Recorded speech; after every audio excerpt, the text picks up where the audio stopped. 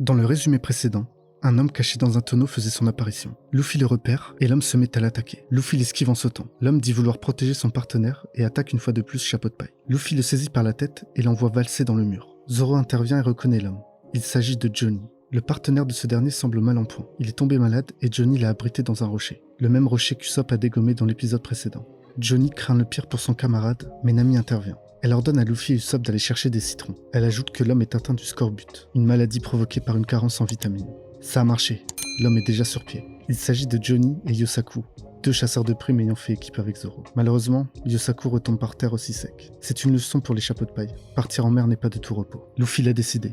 Il faut un cuisinier à l'équipage. Johnny sait exactement où aller le chercher. Un navire-restaurant se situe à 3 jours de route. Par contre, il est situé près de Grand Line. Pas mal de pirates y traînent. D'ailleurs, on peut parfois croiser l'homme que Zoro recherche, un certain œil de faucon. 3 jours plus tard, les chapeaux de paille sont enfin arrivés. Le Baratie Restaurant, un poisson géant sur l'eau. Luffy, Usopp et Nami sont émerveillés. Dans le même temps, un navire de la marine apparaît. Un lieutenant de la marine se montre. Full body au point d'acier. Il reconnaît les deux chasseurs de primes spécialisés dans les petites frappes. Vexés, les deux se mettent à l'attaquer mais se font coucher très facilement. Luffy comprend que ces deux-là ne sont en réalité pas très forts. Full body est venu ici pour se détendre et décide de les épargner. Entre-temps, Nami découvre des avis de recherche que Johnny vient de faire tomber. Elle n'a pas l'air bien, on en saura plus un peu plus tard dans l'histoire. Contre toute attente, Full Body décide de couler le Vogue Mary. Un boulet de canon est lancé, mais Luffy balance son Gomu Gomu no Fusen. Il se gonfle et renvoie le boulet de canon. Mais il détruit une partie du restaurant. D'ailleurs, nous y voici. On retrouve Full Body et une femme. Il croit reconnaître un vin, mais il se trompe. D'ailleurs, un des serveurs lui fait remarquer son erreur. Il s'agit de Sanji, le second de la cuisine du Baratie. Des rires et des moqueries se font entendre. Full Body les entend et se sent humilié. Dans l'étage supérieur du restaurant, le chef Zeph est blessé. Les autres cuisiniers ont trouvé le coupable,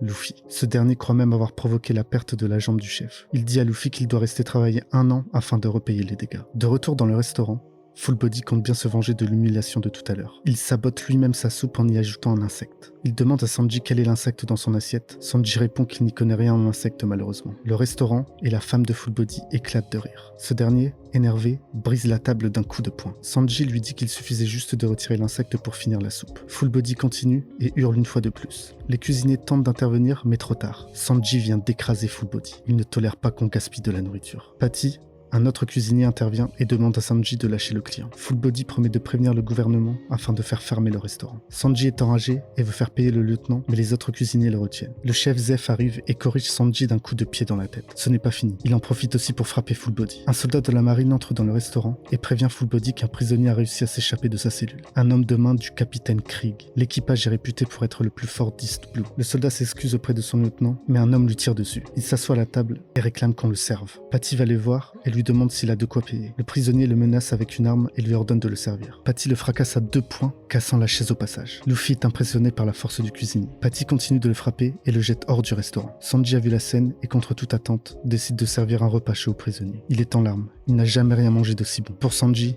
il n'y a pas meilleur compliment. Luffy est témoin de la scène. Il croit enfin avoir trouvé son cuisinier. Il interrompt leur conversation et demande à Sanji de rejoindre son équipage. Sanji explique que Zeph faisait partie d'un équipage de pirates et que tous les serveurs du restaurant sont en fait d'anciens pirates. Au vu de la clientèle de pirates qu'ils ont, c'est la moindre des choses. Luffy réitère sa demande. Sanji doit rejoindre l'équipage. Ce dernier refuse. Il doit continuer à travailler sur ce navire pour le moment. Luffy refuse. Il refuse que Sanji refuse. Les deux se disputent, mais Gin interrompt leur conversation. Il veut en savoir plus sur le but de Luffy. Il répond qu'il va entrer sur Grand Line et mettre la main sur le One Piece. Gin l'avertit qu'il ne s'aventure jamais sur Grand Line.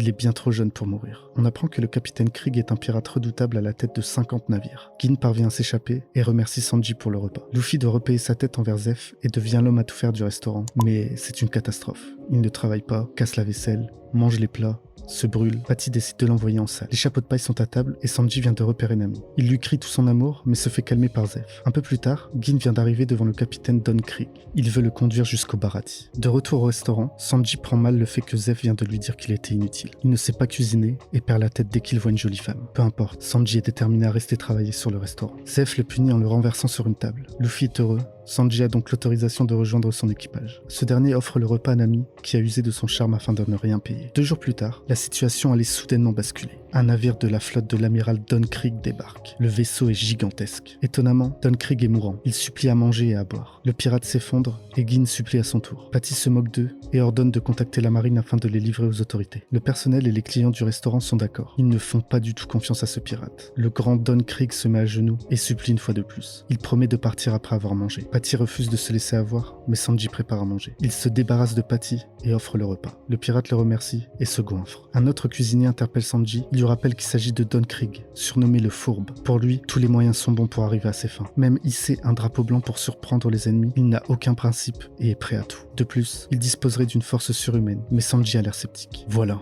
Don Krieg vient de frapper Sanji, il est plaqué au sol. Luffy est stupéfait, même Gin a été trahi. Don Krieg lui avait promis de ne faire de mal à personne. Le pirate montre enfin son vrai visage. Il apprécie beaucoup le restaurant et compte en prendre possession. Ça tombe bien, son navire tombe en ruine et il en a besoin d'un tout neuf. 100 de ses hommes sont actuellement en train de mourir de faim. Il exige qu'on leur prépare à manger, et vite. Les cuisiniers refusent, mais Don Krieg insiste. C'est un ordre. Sanji s'exécute. Il va préparer de quoi manger pour ses hommes. Les cuisiniers sortent des pistolets et les braque sur lui. Il écarte les bras, qu'il tire si c'est ce qu'il croit juste. Lui, il remplira son rôle de cuisinier quoi qu'il arrive. Il donne à manger à ceux qui ont faim, point barre. Patty n'est pas du même avis et compte bien faire payer Don Krieg. Il sort une arme et balance un boulet de canon en plein sur le pirate. Ce dernier subit le choc et se fait projeter en arrière. Il semble KO, mais se relève et révèle une armure indestructible dorée. Il sort des armes et mitraille tous les cuisiniers. Une pluie de balles a surgi de son armure. Don Krieg est le pirate le plus puissant de la région. Il n'y a pas plus fort que ses bras, pas plus solide que son torse en acier. Rien ni personne ne résiste à ses poings couverts de diamants. Il est à la tête de 50 navires et 5000 hommes. Quand il ordonne, tout le monde s'exécute. Le chef Zeph arrive et dépose de quoi manger pour 100 personnes. Changement d'attitude pour Krieg. Il tremble devant Zeph. Les cuisiniers paniquent et lui disent de ne rien donner, de peur qu'il prenne possession du navire. Encore faut-il qu'il en soit capable, répond Zeph. Ce dernier surnomme Krieg le vaincu de Grand Line. Krieg vient de comprendre. Il s'agit de Zeph au pied rouge, le seul cuisinier pirate, spécialiste du coup de pied et capable de briser la roche. Zeph refuserait d'utiliser ses poings en combat. Il aurait perdu sa jambe lors d'un accident mystérieux. Zeph répond que ses mains lui servent juste à cuisiner. Don Krieg sait que Zeph a voyagé sur Grand Line et veut son journal de bord pour percer les mystères de la mer. Zeph répond qu'il a effectivement un journal de bord, mais ne compte pas le donner. Don Krieg sera donc obligé de le récupérer par la force. Luffy écoute attentivement la conversation. Krieg a échoué sur Grand Line, mais compte bien retenter sa chance avec le journal de Zeph. Il ajoute même qu'il trouvera le One Piece et deviendra le roi des pirates. Luffy serre les poings, il intervient. C'est lui qui deviendra le roi des pirates. Krieg répond qu'il n'a pas le temps pour lui. Il n'est pas venu pour s'amuser. Ça tombe bien. Luffy non plus. Usopp et Zoro demandent si Luffy a besoin d'un coup de main, mais Luffy répond que non.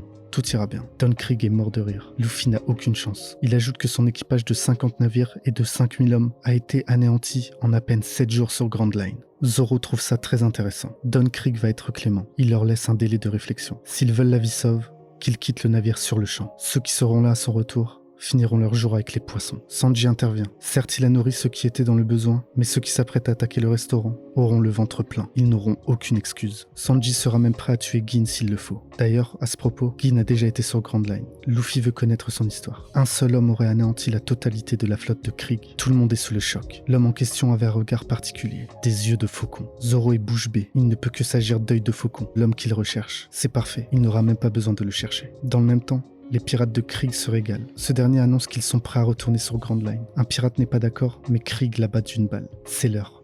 Les pirates prennent d'assaut le restaurant. Incroyable. Le bateau de Don Krieg vient de se faire couper net en deux. Les chapeaux de paille n'en reviennent pas. Don Krieg lui-même est paniqué. Luffy et Zoro partent au secours de Nami et du Vogue Mary, mais seuls Johnny et Yosaku sont là. Nami a fui avec le bateau et tous les trésors. Zeph repère un homme au loin. C'est lui, œil de faucon. Il arrive.